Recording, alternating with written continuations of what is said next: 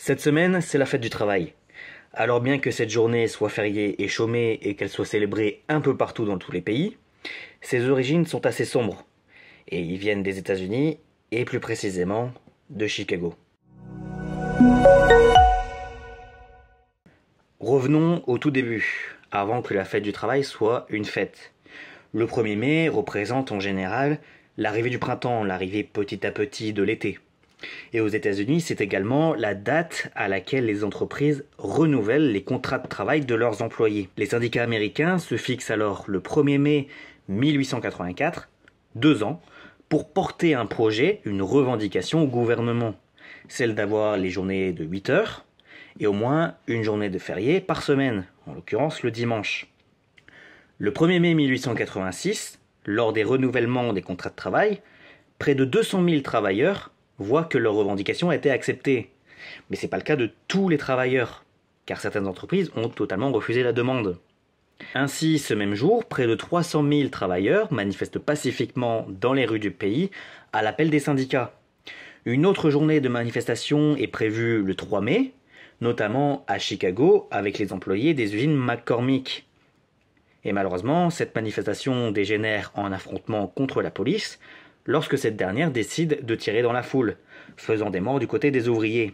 Un regroupement est alors organisé le lendemain, le 4 mai, à Head Market Square. Les ouvriers sont demandés à venir armés en cas d'attaque pour se protéger. Et rebelote, une bombe explose en pleine manifestation, faisant des morts du côté des ouvriers, mais également du côté des policiers. Finalement, les jours suivants, certains ouvriers sont condamnés à la peine de prison ou à la condamnation à mort.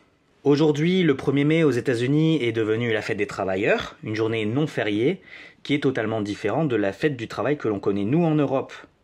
La fête du travail qui est fêtée aux États-Unis et au Canada est fixée le 1er septembre, le Labor Day comme on le nomme. En Europe, et pour le cas de la France, il faut attendre 1889, lorsque le président Jules Guesde décide de faire du 1er mai une journée de manifestation. D'une part, en hommage aux victimes des manifestations à Chicago, et de l'autre pour éviter la même chose en France. La fête du travail est fêtée l'année suivante, en 1890. Et malheureusement, c'est reparti. En 1891, c'est à Fourmies, dans le Nord, qu'une fusillade éclate, et en 1906, c'est à Paris, la même chose. En 1919, à la fin de la Seconde Guerre mondiale, la journée de 8 heures est adoptée, et le 1er mai devient férié. Il faudra néanmoins attendre la fin de la Seconde Guerre mondiale, lorsque le nouveau gouvernement décide de reprendre une idée du régime de Vichy, celle de faire du 1er mai une journée fériée et chômée, comme encore aujourd'hui. Alors oui, les 1er mai n'ont pas toujours été des journées de fête, mais il faut se rappeler que sans ces manifestations et sans ces débordements, cette journée n'existerait toujours pas aujourd'hui.